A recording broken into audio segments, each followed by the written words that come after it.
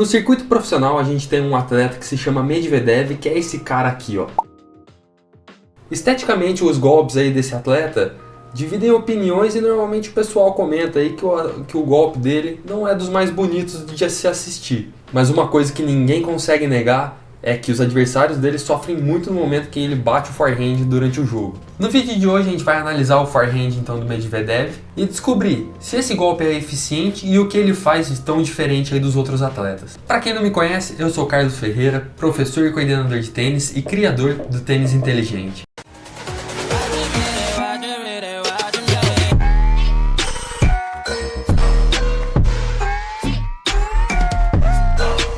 O cenário aqui hoje está um pouco diferente, estou no escritório, estou em casa, não tem mais nenhuma quadra aqui em volta, porque o que eu preciso mostrar para vocês hoje está aqui. Vou te mostrar imagens e alguns vídeos no computador. Esse tipo de conteúdo é importantíssimo para você desenvolver todo o seu conhecimento técnico, para entender melhor como que funcionam os golpes, para se inspirar e enxergar tudo que pode ser melhorado. A análise biomecânica ela vem crescendo muito aí, principalmente no esporte social e amador, que os atletas aí de todas as modalidades em geral estão se preocupando cada vez mais com o quesito técnico. Usar a biomecânica a seu favor vai te ajudar a evitar lesão, vai te dar mais controle, mais potência e mais precisão nos seus golpes, ou seja, vai fazer com certeza e sem sombra de dúvida o seu jogo evoluir. Antes de começar a nossa análise aí então do forehand do Medvedev, já deixa o seu like aqui embaixo no vídeo e se inscreve no meu canal para que a plataforma entenda que esse é um vídeo interessante e alavanque esse vídeo aí para mais tenistas que querem deixar o seu tênis inteligente. A gente vai separar esse vídeo em dois momentos. No primeiro momento, a gente vai analisar exclusivamente o forehand do Medvedev e entender o passo a passo do golpe de forehand. Inclusive aqui no meu canal eu tenho um vídeo explicando esse passo a passo detalhadamente, quais os detalhes você precisa prestar atenção.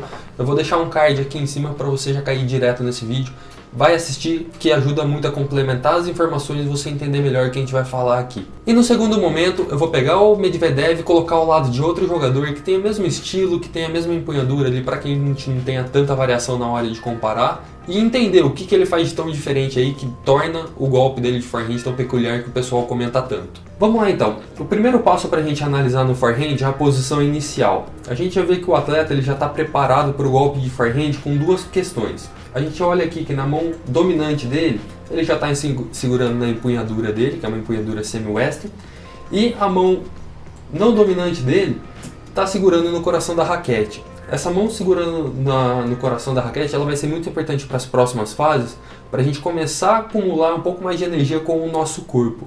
Depois da primeira fase de posição inicial, a nossa raquete precisa começar a acumular mais energia indo lá para trás do nosso corpo, então a gente sai da posição inicial e vem com a raquete para o lado do nosso corpo. Importante aqui é a gente ver então que o braço esquerdo dele, aqui no caso de ser destro, ainda está ficando lateralizado para dizer para a gente que opa, ele está começando a utilizar um pouquinho mais do giro de ombro e um pouquinho mais do giro de quadril para acumular energia. É muito comum entre os tenistas sociais e amadores aí, o pessoal começar a levar a raquete para o lado só com o braço da raquete. Acaba deixando esse braço um pouco morto ali, não tem nenhuma função, e isso vai limitar você a usar um pouco mais do giro do seu ombro e do seu quadril. Então quer ganhar um pouquinho mais de potência no seu golpe? Começa a usar um pouco mais do seu braço não dominante para levar essa raquete para o lado do seu corpo. Com a raquete saindo do lado do meu corpo, agora ela precisa ir o mais para trás possível do nosso corpo ali. E a gente vê que esse momento acontece aqui que a gente vai chamar de armação. Dois detalhes para a gente ver que é uma boa armação do golpe. Primeiro, a gente vê que o cotovelo dele está afastado do tronco, então não está o bracinho de jacaré que a gente costuma comentar, e o braço dele está estendido. Se eu traçar uma reta aqui, a gente vê que praticamente o braço direito dele, o braço da raquete, está totalmente estendido. Então isso vai permitir com que ele aproveite o máximo da energia aí, através do braço, do que aquela pessoa que costuma armar o movimento com o braço um pouquinho mais curto. Um detalhe importante ainda que das outras fases aí, como consequência, percebe como que o braço esquerdo ainda dele está totalmente lateralizado, ou seja, ele aproveitou ao extremo toda a energia aí de ombro, da cadeia do ombro e da cadeia do quadril. Depois da nossa fase de armação, é o momento que a gente ficou acumulando energia, agora a gente precisa gastar essa energia que a gente acumulou, acelerando essa raquete até a bola. Então a minha raquete, que estava aqui em cima, vou até desenhar um quadrado para mostrar para vocês, ela começa a descer e ir de encontro à bola.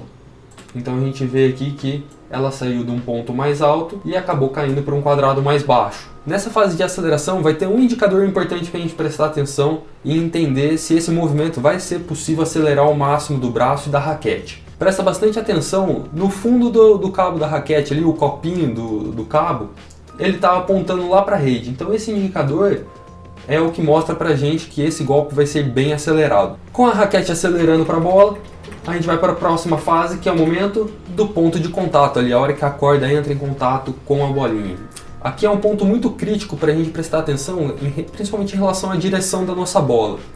O ângulo que a minha raquete vai entrar de acordo com a bola, ou vai fazer minha bola ir um pouco mais para cima, ou um pouco mais para baixo, ou um pouco mais para a direita, ou um pouco mais para a esquerda. Se a gente perceber aqui no vídeo dele, a gente vê que a raquete dele está bem paralela ao chão, ou seja, ela está bem retinha, está apontando totalmente para frente. Eu vejo aí alguns tenistas na hora de bater essa bolinha, começa a sofrer um pouquinho mais aí com a variação da precisão da bola, porque justamente na hora de bater nela, ou tá com essa raquete um pouco mais com a cara aberta, né, com as cordas apontando para cima, ou com as cordas apontadas para baixo, e aí acaba variando muito essa altura.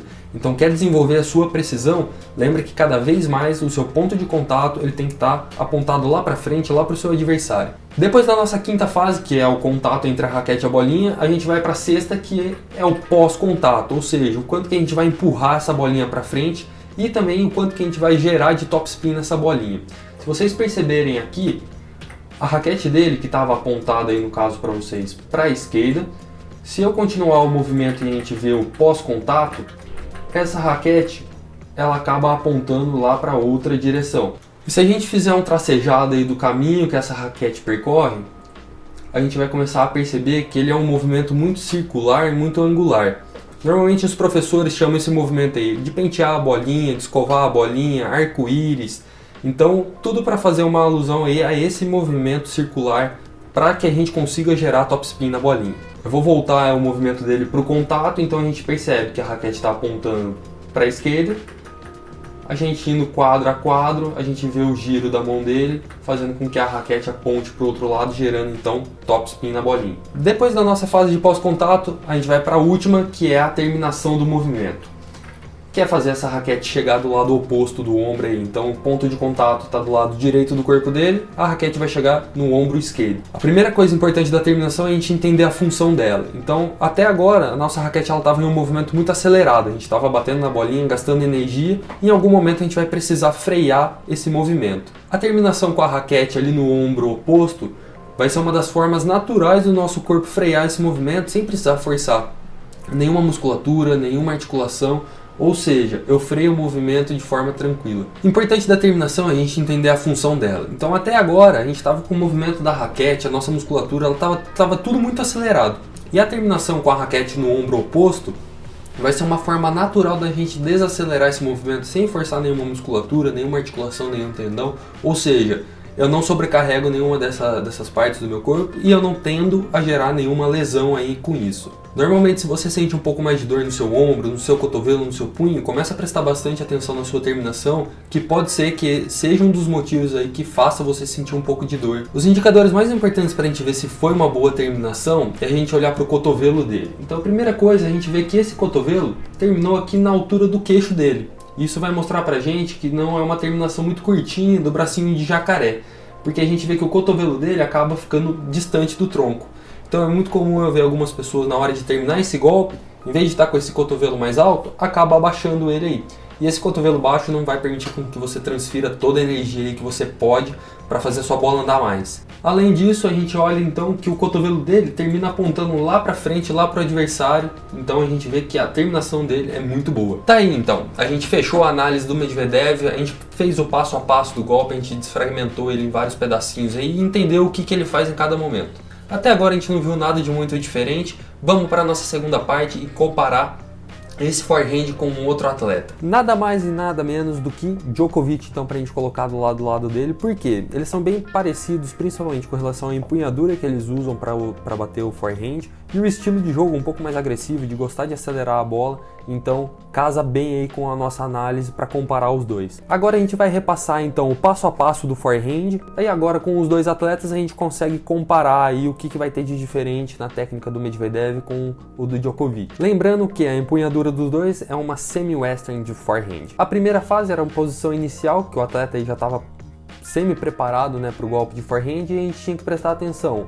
Na mão dominante, que é a mão da raquete, ela já estava no grip aí do forehand, uma semi-western, e a mão não dominante estava apoiando no coração. Então percebe como é um padrão dos jogadores profissionais apoiar essa mão, porque nas próximas fases ela vai ser muito importante e necessária para que o golpe tenha mais potência. Depois da posição inicial, a gente começa a levar a raquete para o lado do corpo e olha lá.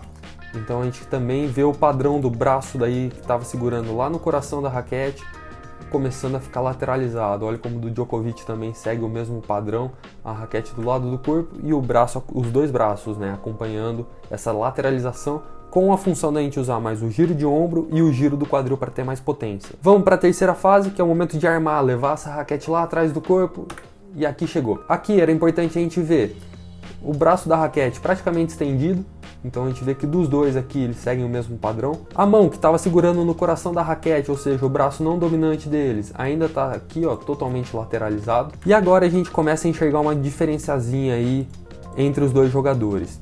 Se a gente traçar uma referência aí do braço da raquete, né, do Medvedev, então eu vou pegar a mão dele aqui e traçar uma reta, a gente vê que essa reta passa praticamente na altura da testa dele. E se eu pegar o mesmo ponto de referência no Djokovic e traçar essa reta, a gente vê que esse ponto de referência vai ser na altura do ombro do Djokovic. Então essa é a primeira diferença que a gente vê entre o golpe do Medvedev com o de outro jogador. A armação da raquete do Medvedev, ela acaba sendo muito alta. A vantagem disso é que ele vai ter um golpe mais amplo, ele vai conseguir produzir mais potência na bola. Em compensação, ele acaba gastando mais tempo para fazer todo esse movimento, por ele ser mais amplo, e pode acabar atrasando muito o golpe dele, que é uma das coisas que acontece com ele. Dá uma olhada nessas fotos que eu vou colocar aí para você ver como que na hora do momento do ponto de contato, o braço dele está muito pertinho do corpo, e isso é uma consequência dele ter atrasado o golpe por causa de ser tão ampla essa armação da raquete dele. Lembrando que isso não é um erro técnico, é uma característica do jogador que gosta de preparar esse movimento, armar a raquete com mais amplitude para ter mais potência na hora de bater na bolinha. Vamos para a fase de aceleração, em que o momento que é o copinho do nosso cabo, né, o fundo ali do cabo, aponta para o adversário e a gente vê aí como os dois mantêm esse padrão. Então o do Medvedev está apontando lá para frente e do Djokovic também está apontando lá para o adversário ou para a rede, indicando aí que vai conseguir acelerar ao máximo essa raquete. Para o próximo passo, momento do ponto de contato entre a raquete e a bolinha. Aqui, lembra que o importante aqui era para precisão, para a gente conseguir mandar a nossa bolinha onde a gente quer. A nossa raquete ela precisa ficar o mais retinho possível. E a gente vê aqui que do Djokovic, apesar de estar um pouquinho mais angulado, não é algo tão bruto que vai fazer a bolinha mudar tanto de direção. Outra coisa importante na hora do momento do ponto de contato é o cotovelo, ele está afastado do tronco. Aqui pelo ângulo da filmagem do Medvedev que eu trouxe para vocês, não dá para enxergar tanto a distância do cotovelo em relação ao tronco. Mas a gente vê do Djokovic aqui, ó, que esse cotovelo está bem afastado do tronco, então não é um golpe encurtado, é um golpe que vai conseguir transferir o máximo de energia para a bola. A nossa sexta fase, momento do pós-contato, então era o momento para a gente gerar topspin nessa bolinha. Então a raquete que estava apontando aqui para o lado, já vou até marcar antes de iniciar o movimento aqui dos jogadores. Vou dar sequência aqui no vídeo, a raquete vai girando para o outro lado e tá lá. Então a gente vê aqui como que a raquete dos dois jogadores está apontando lá para o sentido oposto que eles começaram no momento que eles estavam batendo na bolinha. E por último a gente vai para a nossa fase de terminação do golpe.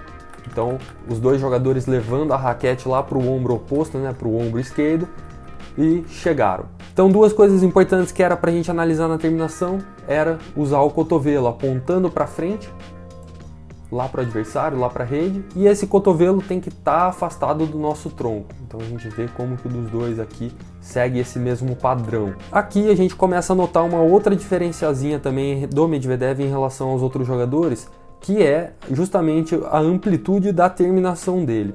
Se a gente traçar uma reta aqui do queixo dele até o cotovelo, a gente vê que é uma reta para cima, um pouquinho inclinada. O do Djokovic, o cotovelo ele acaba ficando na mesma altura do queixo. Outra coisa, a gente percebe que a raquete do Medvedev, ela fica bem alta, ela sobe bastante, ela fica acima da altura das costas. E do Djokovic, ela fica na altura do tronco. Essa diferenciazinha visual dali não vai implicar tanto no que vai acontecer com a bolinha, mas visualmente a gente consegue enxergar essa diferença, então por isso que acaba parecendo que o golpe do Medvedev é um pouco mais estranho, um pouco diferente. Porque ele gosta de fazer um golpe muito amplo, tanto desde a armação lá, do momento que leva a raquete para trás, até a terminação. É tudo muito grande, é tudo muito amplo, mas a gente tem que lembrar que toda essa característica faz ele gerar mais potência na bolinha. Pra gente resumir o nosso vídeo então, tecnicamente o forehand do Medvedev é um ótimo forehand, segue todos os passos da biomecânica, e quando a gente compara ele com outro jogador ali do mesmo estilo, com a mesma empunhadura, a única diferença que a gente vai encontrar é que o golpe dele tende a ser mais amplo, tende a ser maior, para justamente gerar um pouco mais de potência. Se você gostou desse tipo de vídeo, desse tipo de análise, comenta aqui embaixo e aproveita, dá uma indicação aí de qual atleta você quer ver uma análise desse estilo, de qual golpe, que vai ser muito legal trazer isso para vocês aqui. Não esquece de curtir esse vídeo aí, se inscrever no meu canal e manda esse vídeo aí para aquele seu parceiro de quadra que precisa melhorar o forehand, entender melhor como funciona a análise, que tenho certeza que todo mundo vai melhorar junto aí. Valeu!